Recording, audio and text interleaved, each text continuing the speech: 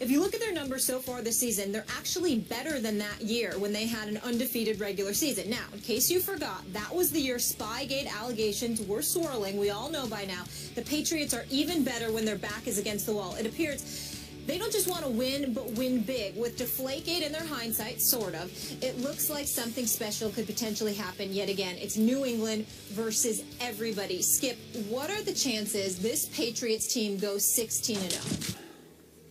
Molly, Stephen A., I don't want to jinx my Patriots by saying they're going to go 16-0. I'm just going to say it's extremely likely. It's extremely probable they will go 16-0 because the great Tom Brady is on an 07-like mission to show the NFL what he thinks of Deflategate. Deflate this. He's going to deflate every opponent in a row. He's taking it out. He's going psycho Tom on foe after foe after foe. The other day I was talking to the great Jay Feely, a close friend of Tom Brady's, and he said, I'll clean it up a little bit, a ticked-off Tom Brady is a thing of beauty. I like that line a lot because it is. It's a thing of beauty, except for those people who have to try to stop him. And a lot of teams are going to have a big problem stopping Tom Brady, including one game on a Sunday night at Indy, October 18th. That's going to be, in Brady's eyes, the dirty rats game. You know, the people who whistle, the whistleblower game for Tom Brady. Do you really think the Colts are going to stop the Patriots that night, even in Indianapolis? I do not think so. I think he will really take it out on Andrew Luck and company that night for turning them in that night. Obviously, AFC Championship game in Foxborough, which started Deflategate. Then they do have a tricky game against Peyton Manning at Denver. Maybe Peyton's a little, so to speak, ticked off because of what got divulged when all the text messages came out, the emails came out, that Tom Brady took a little shot, a competitive shot at Peyton. Maybe he will rise to that occasion. I don't think so. Even though he's got a defense to back him up this year, Peyton does in Denver. I think that the Patriots might be a slight favorite in that game. It'd be close, but maybe slight favorites. That's a dicey game, but I would give that to New England. And then finally, December 27th, second to the last game, versus the arch-rival Jets at Jets. That'll be a tough one. It could come down to that. They could be 14-0 at that point. Would you give that to Todd Bowles and Darrelle Revis? I don't know. Not after what we saw, obviously, last Sunday, but I think that'll be a dicey game. So I'm going to say at Denver, at Jets, two possibly losable games, but not likely. So can I envision 16-0 with Tom Brady at the helm, driving this bus? You better believe I can. I can't. I think that the New England Patriots will definitely lose one, likely go 14-2, possibly go 13-3. They will not go undefeated because the one that I am absolutely booking, obviously considering all things being equal, meaning everyone being healthy and just looking at the personnel that both teams have and how they're playing, I believe that the Denver Broncos will beat New England in Denver. That's the one that I'm not wavering on one bit. The Patriots will lose to the Denver Broncos so long as all the bodies remain intact and everybody remains healthy. Okay? The other two possibilities, I don't consider the Bills to be one of them. I think on the road in New England, I don't believe that the Bills will be able to do it.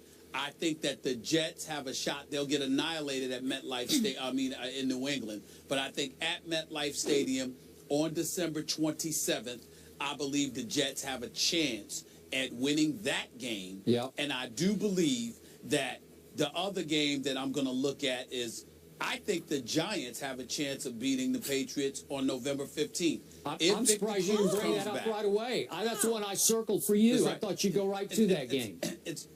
I think that the Giants on November 15th, assuming Victor Cruz is back by then, with Odell Beckham Jr. and Ruben Randle, with a guy like Shane Vereen, who has some degree of familiarity, even though we know Bill Belichick's a genius and he knows how to switch things up. Yeah. I think Shane Vereen will be familiar with them to some degree. and will be Could able to school them on at least a few things that the New England Patriots may do that afternoon. I expect that to be a high-scoring contest, but I think the Giants will make just enough plays. I'm still reserving the right to pick that game. I don't know. It depends on what I see from the Giants in the coming weeks. But right now, I would say to you, it's a possibility that New England is going to lose two or three of those games. Denver, at the Jets, and at the Giants. I don't think they'll lose 2 games at MetLife Stadium, but I definitely believe they'll lose 1. You know, now that you remind me, it is possible that Eli Manning would just close his eyes in the last few seconds and just throw it as far as he could, and it would stick in somebody's face mask, and it would change the game. Maybe that would set up the winning field goal. So that's possible. Well, you're the or is one his name Eli Luck? We should change his last name to No, Luck. we shouldn't. No? How many rings does he have? You're the one. Oh, yeah. 2 lucky rings. How many do He's got 2. Yeah, Tony? Oh, yeah. I can't remember that. Yeah. You're the one that sits up there and laments Super Bowl championships based on luck. We don't care. We'll take it any way that we can get it. Well, that's the only way you're going to get it Which you are from Tom with Brady. your teams as well. Yeah. Damn Whatever. right. Yeah. He ain't winning Super Bowl this year.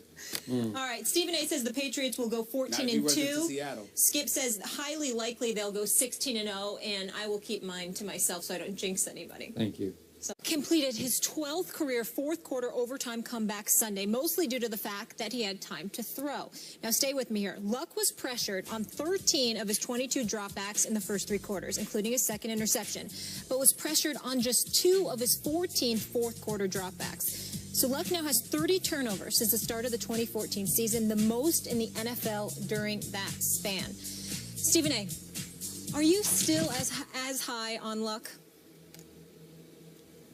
In all fairness and in all honesty, Skip, no, I am not. I still believe that he's a fantastic young quarterback who's got a tremendous amount of promise.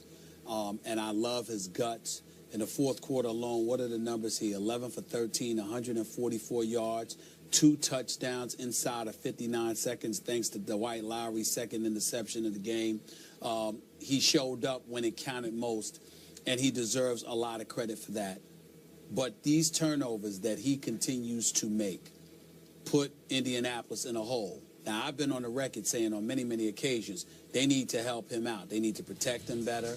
They need to get guys out of his face. They need to put him in a position where he can stand back there and throw the football like other quarterbacks have the luxury of doing. And by and large, a lot of the mistakes that he's made, being sacked 100 times in his first 3 years in the NFL, although it dissipated over the last 2 years, is still entirely too many. The amount of hits, he's gotten hit more than any quarterback in the NFL. We get all of that.